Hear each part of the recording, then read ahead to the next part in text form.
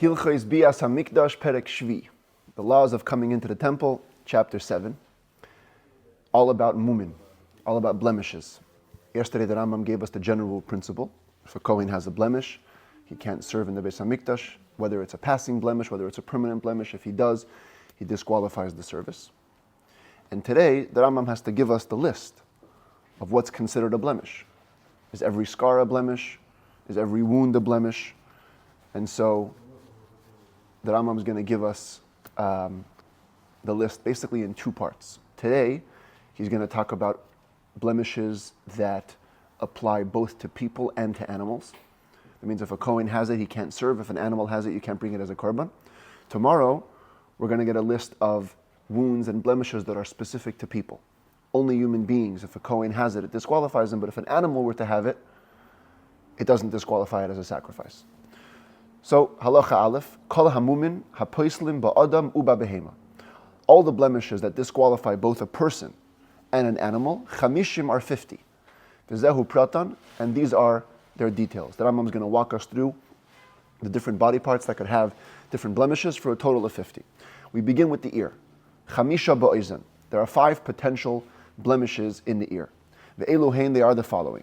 Misha nifgam, schus oznai, somebody who the schus means the cartilage of the ear, became notched. There's a little bump in it. It's deep enough that if you ran your fingernail over it, it would get stuck in the bump. Now, what exactly is the schus? So according to most commentaries, and the Rambam seems to understand that as well, it's this part over here, what we call the antihelix. Right outside the inner part of the ear, there's this little protrusion of cartilage, this round ring, that's called the antihelix, that's the schus. So if that part got a notch, that is a mum.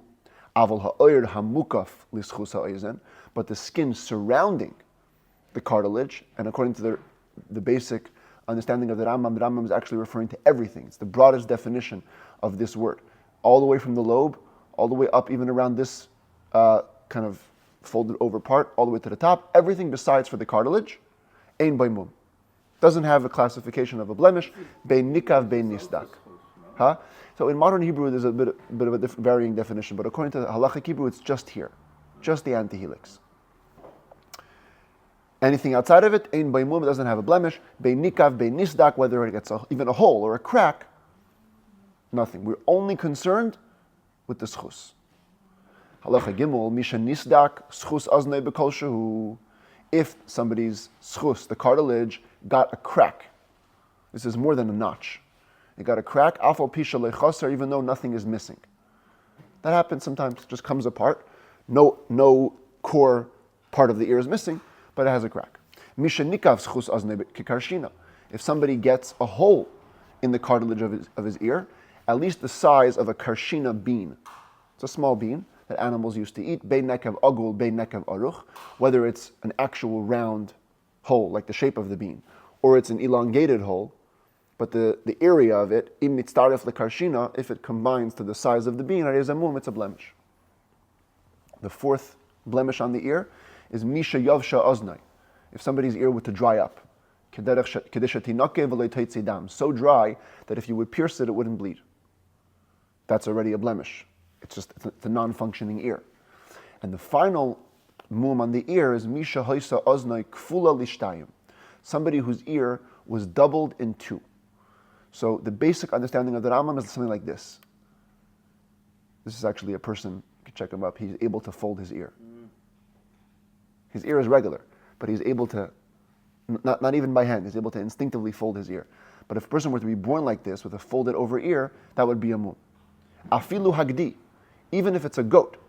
Remember, we're talking now about blemishes that apply to people and animals. So the Rambam addresses a goat for a second. Even if it's a goat, shederech oznav liyaisan neites ukfules, whose ears are normally leaning over and doubled over, if he has an extra fold, that's a mum. However, the condition is that it's not just technically folded. It actually has to have a double cartilage. If it only has one cartilage and it's just doubled over, then it's kosher. That's one interpretation of the halacha. The other interpretation is that it's actually a double ear. And I couldn't find a picture on Google for this, but literally somebody has a double ear. It's one ear inside the other. Makes a little bit more sense with the end of the halacha, because also a kid goat typically has like a double ear almost, an inner and an outer ear. But if it's actually double, then it's a mum. Again, only if there's a double cartilage. That shows you that it's actually two ears. If it's just one cartilage, then it's one ear. By the way, in the Mishnah, it says the complete opposite. It says that if it's one cartilage, then it is a mum, and if it's a double cartilage, then it's not a mum. And Rashi over there says he doesn't understand what it means. It's not logical. It's the opposite. Kesef Mishnah here says that the Rambam's source is actually in Tosefta. It's somewhere else, not in the Mishnah. But nevertheless, the Rambam rules that one cartilage is kosher, two cartilages is a mum. Halacha Dalet, moving on to the next body part. Shloisha baris shel ayin.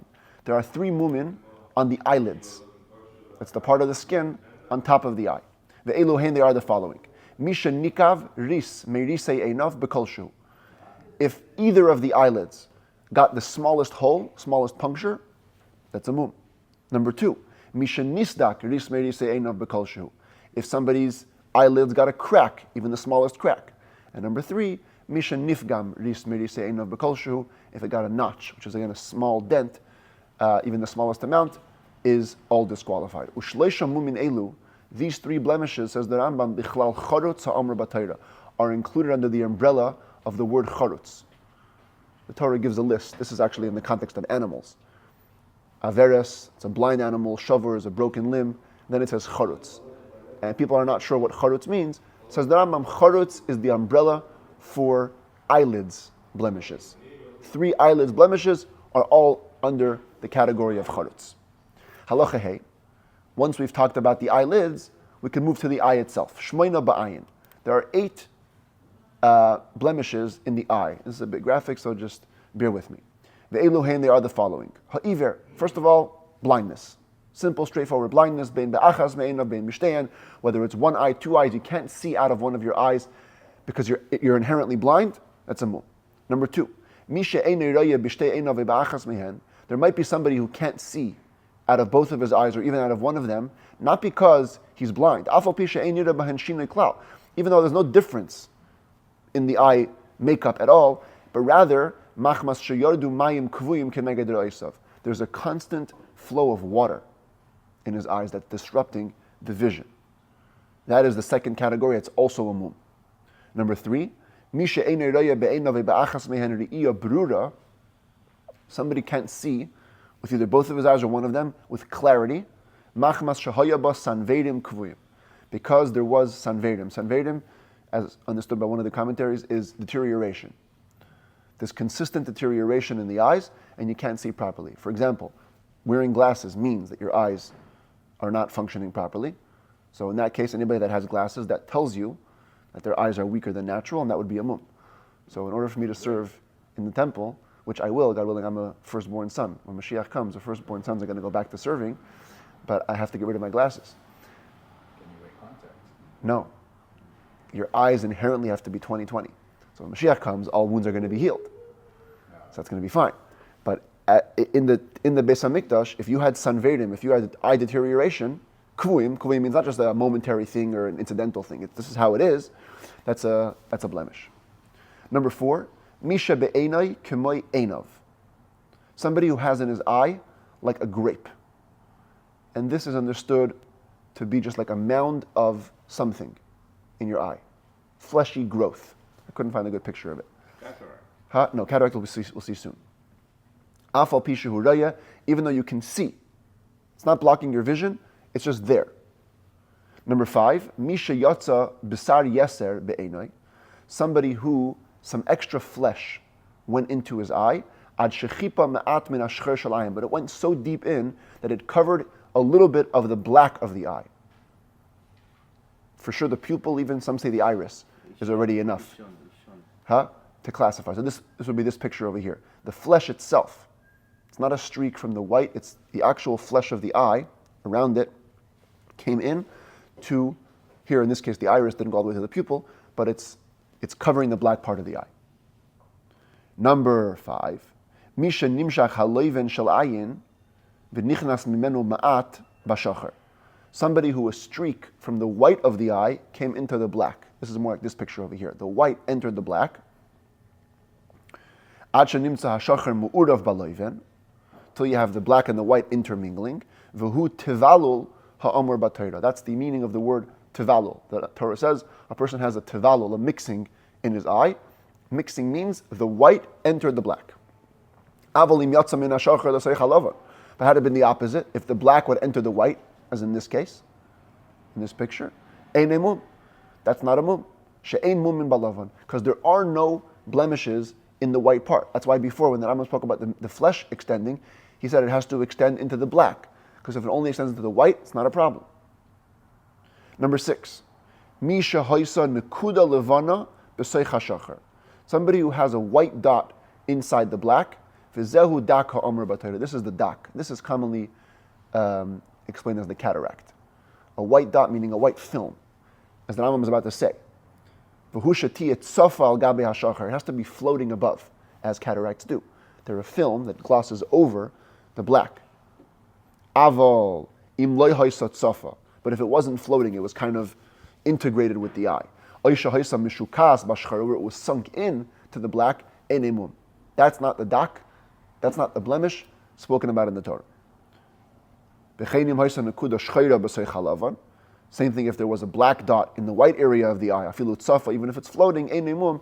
That's not a blemish. The Rambam repeats, she'ein mumim balavan. There are no blemishes, disqualifying blemishes in the black, in the white. If there was a black dot sunk into the pupil, this also qualifies as the dak. It's not a cataract exactly, but it's a black within the black. In other words, it's identifiable in the black. That's a problem.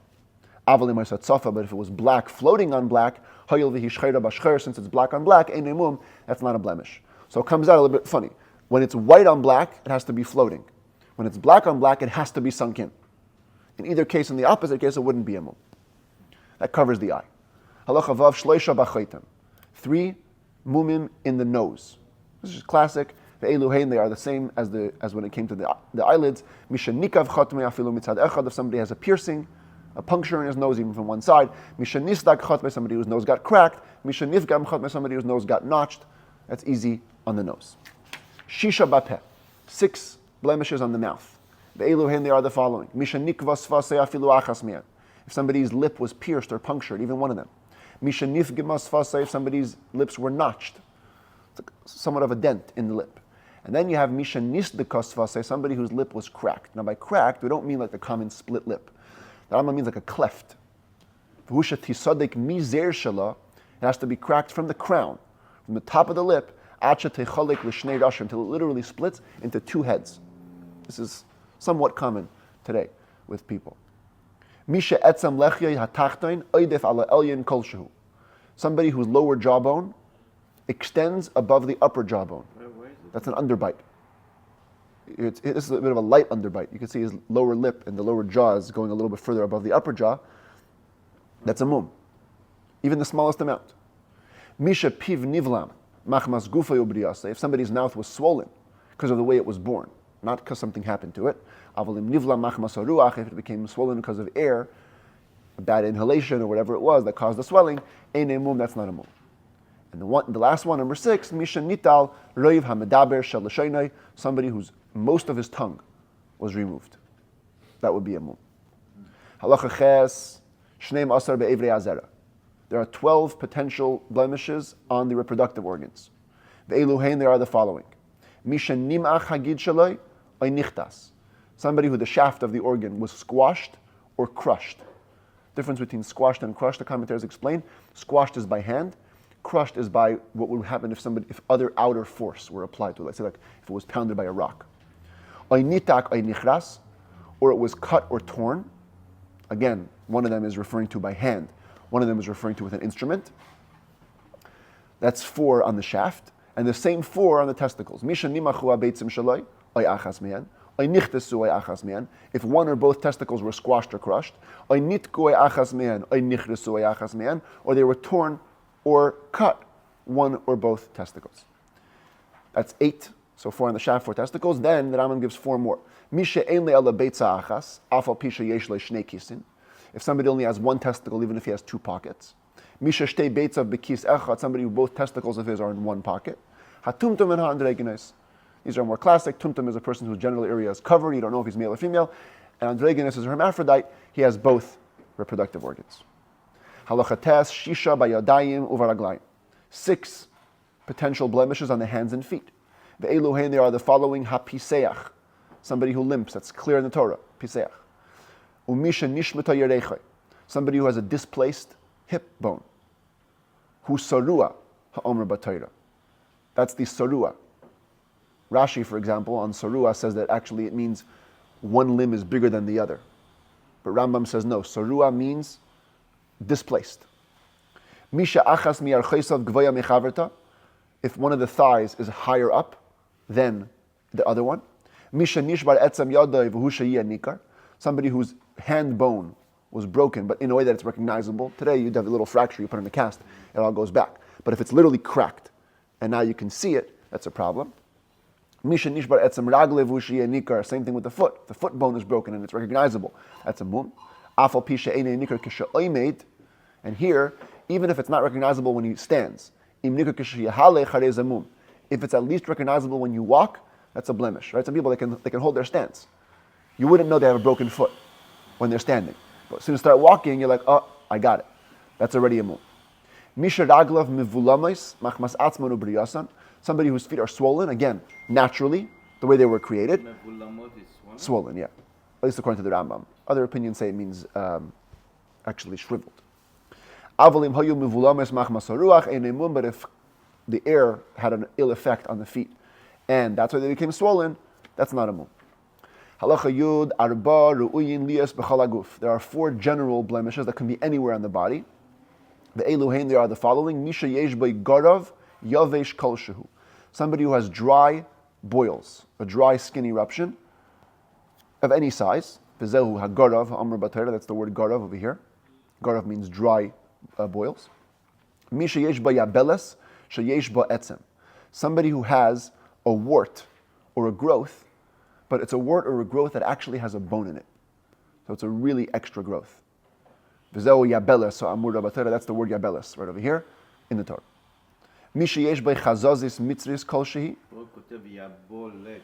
Yabeles? Okay, yeah. I mean, in Torah it's yabeles, so that's why I'm pronouncing it this way. Somebody who has an Egyptian boil. In the Talmud, the commentaries say the reason why it's called Egyptian is because that's the shchin, the boils which the Egyptians got in the 10 plagues. It's a bad and disgusting boil. It's really, really nasty. V'zuhi yalefes ha'amura b'Torah. That's the word yalefes, which, as we mentioned yesterday, is referring to a pus oozing boil. It's very, very harsh. And the 4th one is kol etzem shabagoloi shenechratz b'choritz. Any open bone that has a clear notch, like an arm, for example, harei zamum, that's a blemish. Uvu bichlal charutz ha'amr b'Torah, which is, by the way, included in the word charutz, even though before we said that charutz is referring to the eyelids, it can also refer to any notch in an open bone. The einat slois bichlal atzames shabagoloi, ribs in this context are not part of open bones. Open bones means literally ones that you can see that extend outside your body. There are 3 other blemishes that aren't exactly related to a body part, but they are a bodily blemish. The eluhain, they are the following: hazakin, somebody's too old. He literally trembles and shudders when he stands. If somebody's too sick, he also is shuddering, shaking, because of his sickness and the weakness of his strength. But a mortally ill person, we mentioned this yesterday also, if somebody gets a wound, an internal wound, it's going to cause him to die in 12 months, it's kosher with a person. A person can serve as a kohen, no problem. An animal cannot be brought. Like a treifa you can't eat, you can't bring it as a korban either. But a mortally ill person could serve. This is fascinating. A person born by C-section, kasher ba'adam u'pasal b'behema. We're going to see, for sacrifice, that's disqualified. An animal has to be naturally born to be brought as a korban, but a person even born through C-section, can qualify as a Kohen. Halacha Yud Gimel Hamizoyham, a person who smells bad is a mum. Body odor, foul-smelling body odor is a mum if it's too extreme. So what do you do? If a Kohen knows naturally he sweats and it really stinks, take a shower, rub your body with something smelling good, today deodorant, and you can serve. No problem. It just can't be foul-smelling in the moment. If you had very bad breath, so before you go, take some pepper into your mouth or some ginger. Today we do mouthwash and serve. But if you served without taking care of it and your body was smelling bad or your breath was smelling bad, bad breath is literally like a broken hand. It's as much of a blemish, and you desecrate your service. You must rather take care of yourself before, and then you can go in and serve no problem. How do you